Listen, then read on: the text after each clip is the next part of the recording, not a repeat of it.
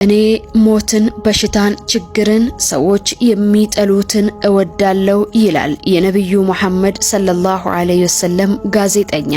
አሰላሙ አለይኩም ወራህመቱላሂ ወበረካቱ።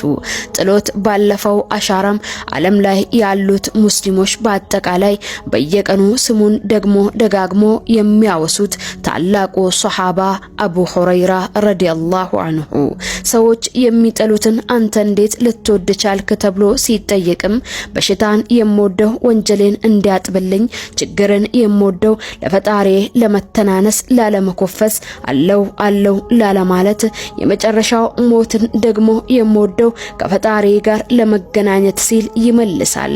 አዎ ለዚህም ነው ሙእሚኖች በችግር ጊዜም ሆነ በድሎት ጊዜ አላህን የሚያመሰግኑት። ምክንያቱም ሁሉም ነገር የፈጣሪያቸው ፍላጎትና መልካም ፈቃድ መሆኑን ስለሚያውቁና በሙሉ ልባቸውም ስለሚያምኑም ጭምር።